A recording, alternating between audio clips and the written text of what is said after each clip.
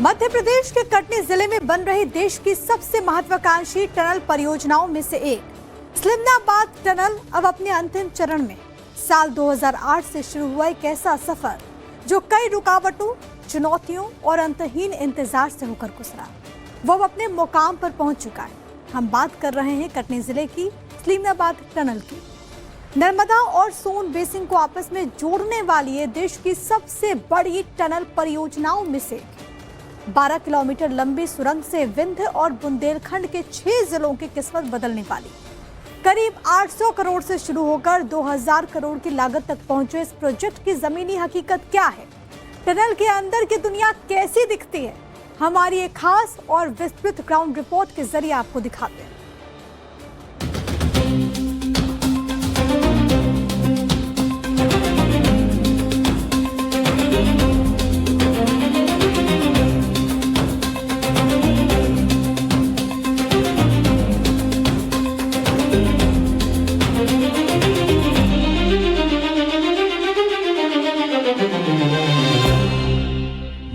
12 kilometre लंबी देश की पहली जल सुरंग से आपका तारुफ कराने ले जा रहे हैं।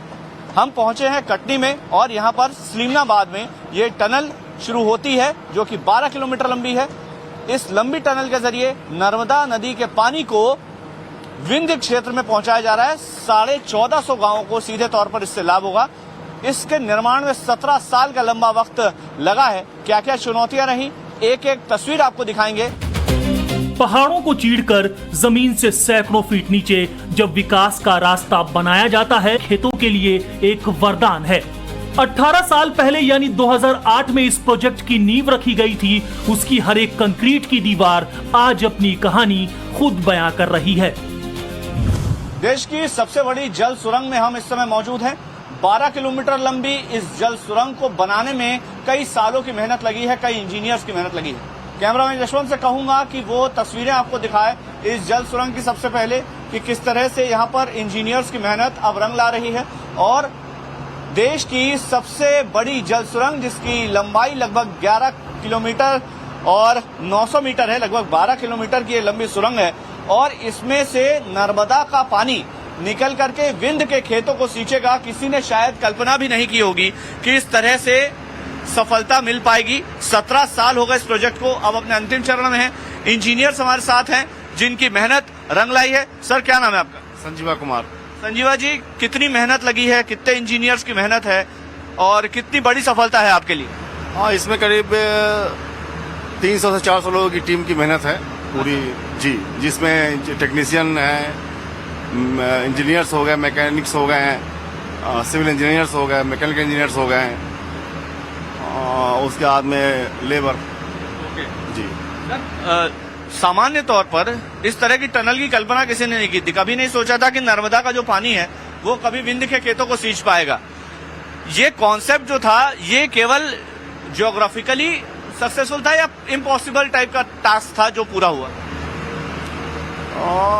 ये प्रोजेक्ट जो है ये 2008 में जो है शुरुआत हुआ इसका।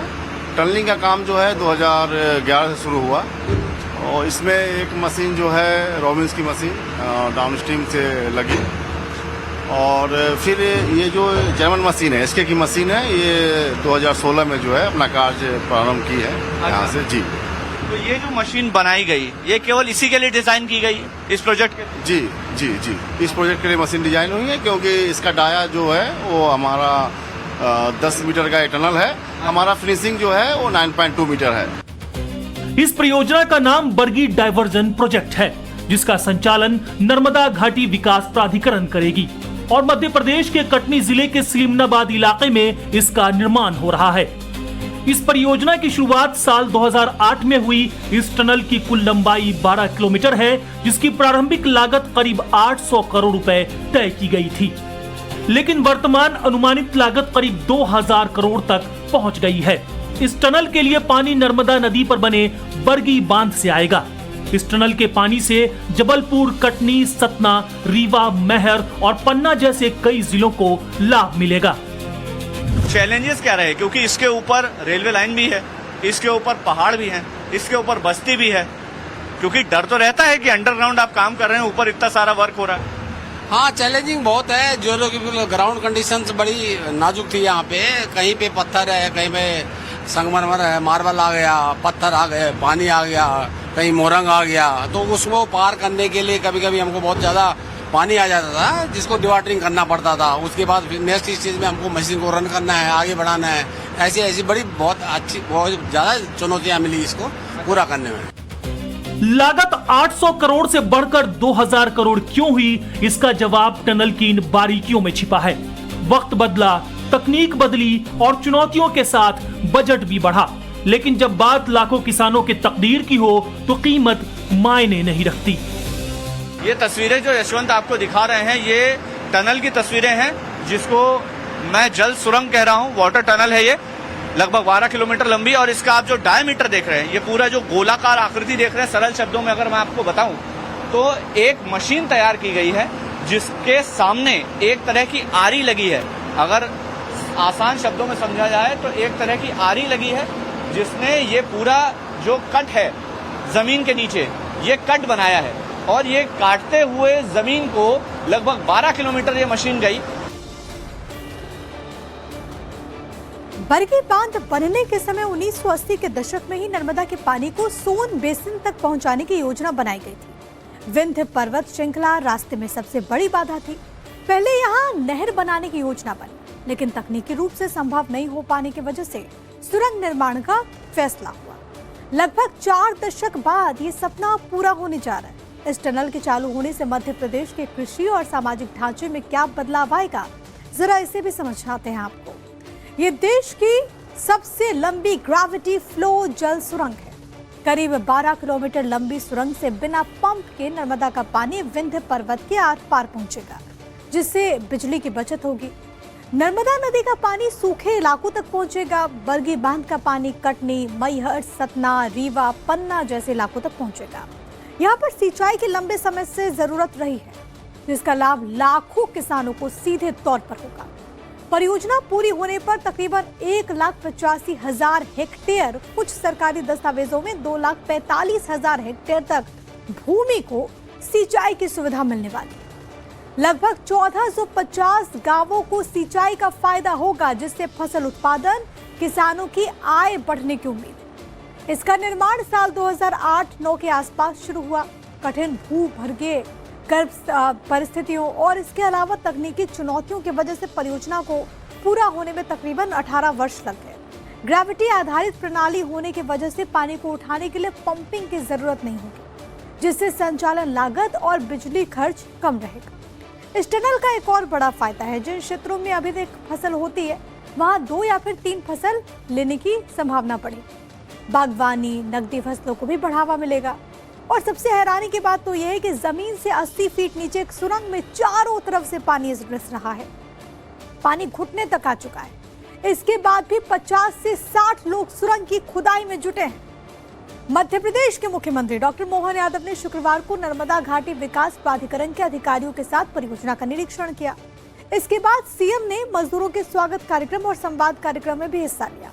निरीक्षण करने के बाद सीएम मोहन यादव ने कहा कि 17 सालों का संघर्ष आखिरकार कामयाब हो गया। देश की पहली और सबसे बड़ी जल सुरंग तैयार होने वाली है, और हमारे साथ बातचीत करने के लिए मध्य प्रदेश के मुख्यमंत्री डॉक्टर मोहन यादव हैं। सर, कितना बड़ा काम है, असंभव को संभव दिखा रहे हैं करके। देखिए, ये बात सही है कि एवरेस्ट की चोटी को पार करने का जो सुख मिलता है, ऐसे ही सुख यहाँ हमारे इंजीनियरिंग डिपार्टमेंट के माध्यम से इरिगेशन डिपार्टमेंट ने अपने सारे युक्ति बुद्धि लगा के 17 साल के संघर्ष को पूरा किया है। और ये देश की सबसे बड़ी अंडरग्राउंड टनल है, जो नीचे से जब जा रही ऊपर रेल लाइन जाएगी, कहीं हाईवे जाएंगे, नगर गांव सबके नीचे से, पहाड़ के नीचे से निकलेगी, लेकिन हमारे क्षेत्र 5 जिलों के लिए पर्याप्त पानी उपलब्ध कराएगी।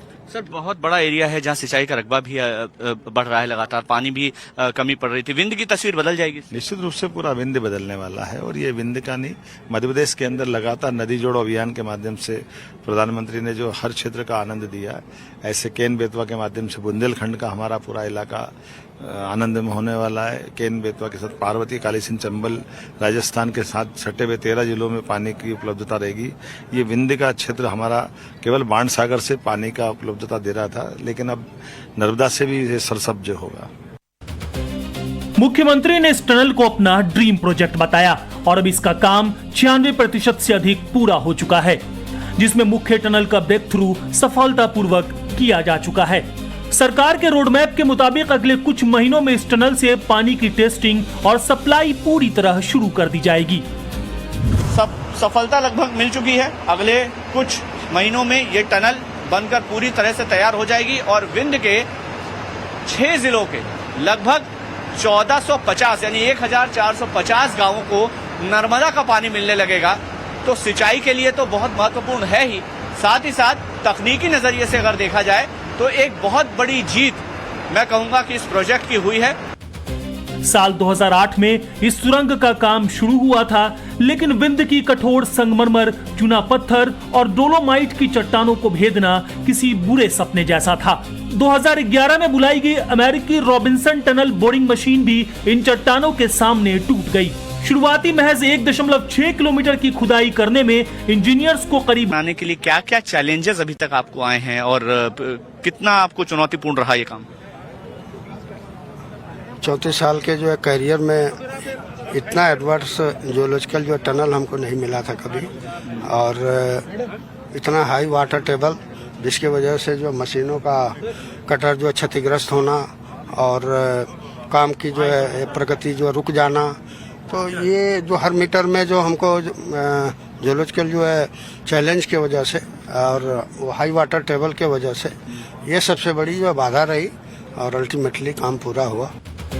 टनल निर्माण के दौरान भूजल स्तर अनुमान से कहीं अधिक निकला। सुरंग में हर मिनट 18 से 20 हजार लीटर पानी का रिसाव होने लगा। शुरुआत में 50 से 1000 हॉर्स पावर के पंप लगाए गए, लेकिन बाद में क्षमता बढ़ाकर 4000 हॉर्स पावर तक करनी पड़ी।